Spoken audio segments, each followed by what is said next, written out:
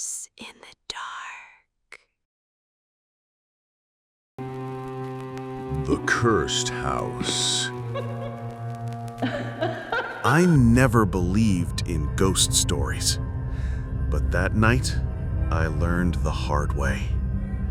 There's this old house in the woods, not far from the small town where I grew up.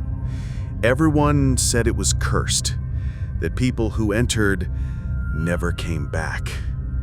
I thought it was just another small town legend, so me and my friends, Anna, Mike, Sarah, and David, decided to check it out for ourselves. We were young, reckless. We thought it would be fun. The night we went there, the wind was so strong it felt like the forest was alive, like it was warning us. But we didn't listen. The front door creaked open with this awful sound, like something screaming. And once we stepped inside, everything went quiet. Not a single sound. No birds, no insects, just silence pressing against my ears. The air was thick with dust. Every step we took made the floor groan like it was in pain. Sarah whispered, "This place is creepy." Mike laughed it off. "It's just an old house." But I could see in his eyes he was just as scared as the rest of us. Then we found it. A cracked mirror standing in one of the rooms. At first it showed only us, but then another figure appeared. A woman, skin pale as ash, eyes black and hollow. She was standing right behind us. We turned around, but the room was empty.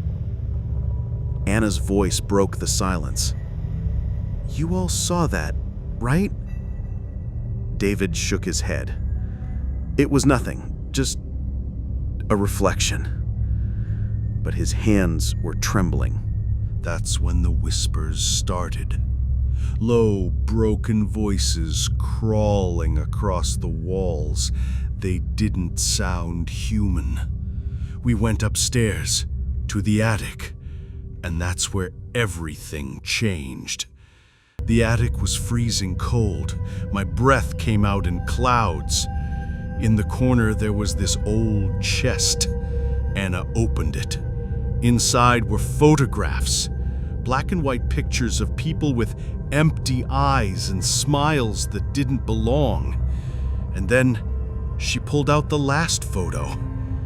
It was us, standing inside the very same house. I swear to you, I felt my blood turn to ice.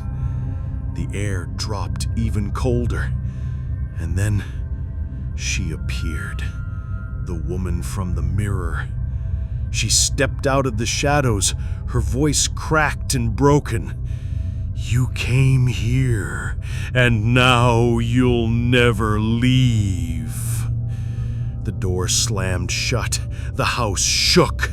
She reached toward us, her fingers stretching, long and sharp like claws, and I felt it, my body fading, like the house was pulling me in piece by piece. The last thing I remember was screaming, and then nothing. Now, I don't know if I ever left that house. Maybe I'm still there. Maybe that's why I'm telling you this. If you ever see that place, don't go inside. The man inside the walls. I was 6 years old when I realized not every nightmare comes from sleep. It was summer. My parents packed our bags for vacation. I still remember the smell of my dad's cigarettes, the way my mom shouted at him while he just smiled, calm as always. The train, the heat, and then the ocean. For a while, everything felt perfect. Blue skies, palm trees, the sound of waves. I ate ice cream that tasted sweeter than anything in my life. And the dolphin show, that was magic. Their voices echoed in my head even as I fell asleep that night. We stayed in a small house. I slept on the couch in the kitchen, listening to my parents talking quietly in the next room. Their voices comforted me until they didn't. Screams, shattering glass, the sound of dishes hitting the floor, heavy footsteps. My mother yanked me up and shoved me under the table. Her voice was sharp. "Don't move. Don't make a sound." I shut my eyes. I covered my ears. And then everything went silent.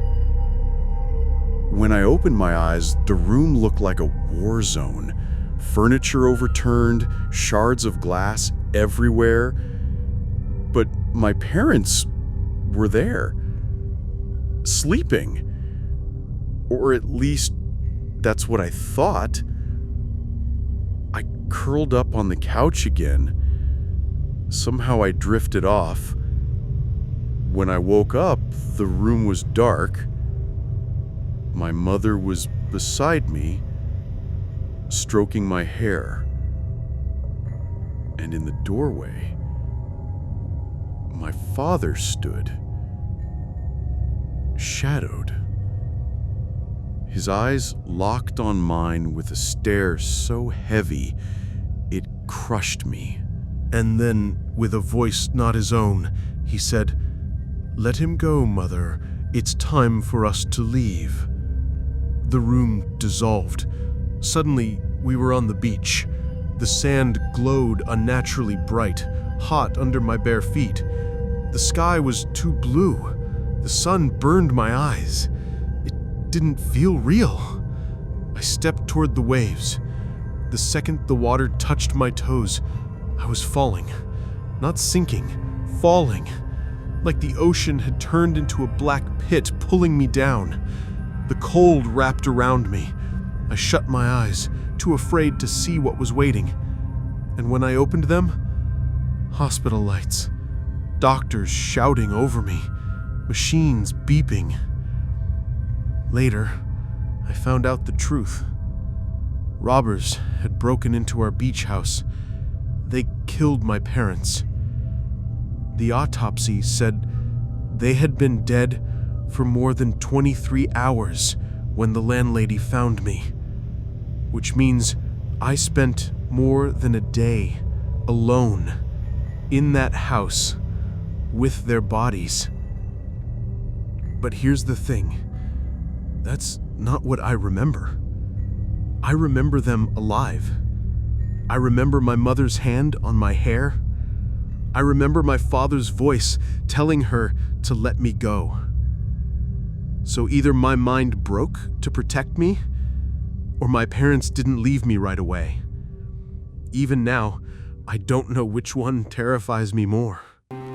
23 hours with the dead. I never thought moving back into my old apartment would feel different.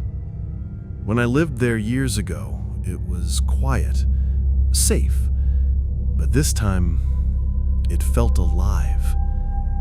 The first night, my sister stayed over with her husband, their kid, and even his mother. The apartment turned into chaos, arguments, shouting, crying. By the time they all finally settled down, I had a pounding headache. I passed out on the couch, desperate for silence. But sometime after midnight, I woke up. Someone was shaking me. My sister. Her face was pale, her eyes sharp. She hissed at me. "Stop lying. Where's the cat? I hear it scratching in the walls." I told her I didn't have a cat. I never did. But then I froze. Because I heard it too. A faint scratching. Deep inside the walls. Slow. Desperate. It wasn't random.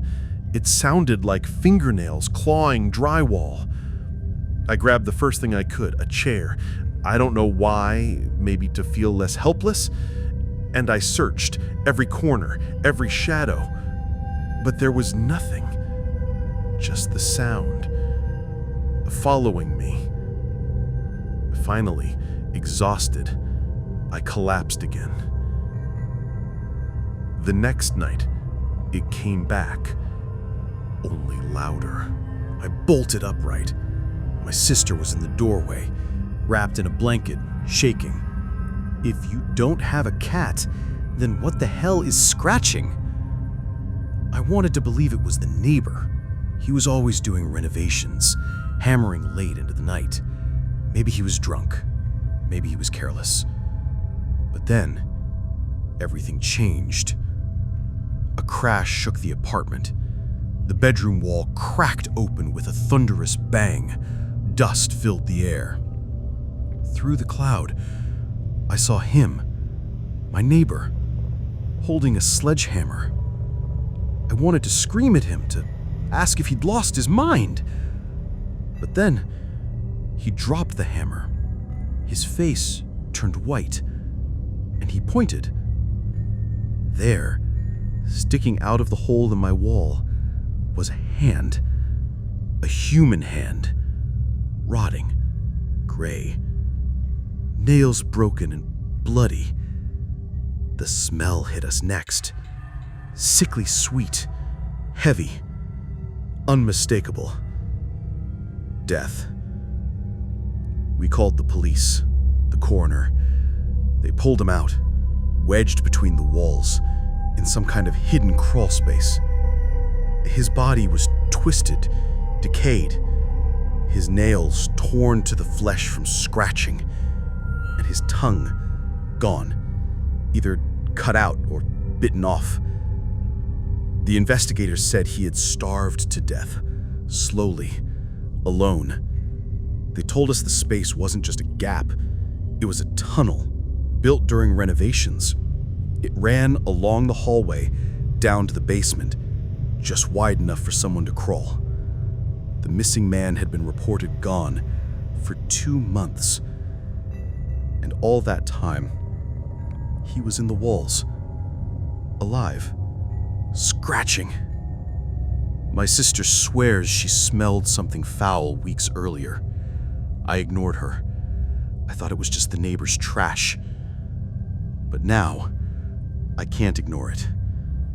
Because even after they took the body away, even after they sealed the walls and cleaned the place, some nights, when the lights are out and the world is quiet, I still hear it.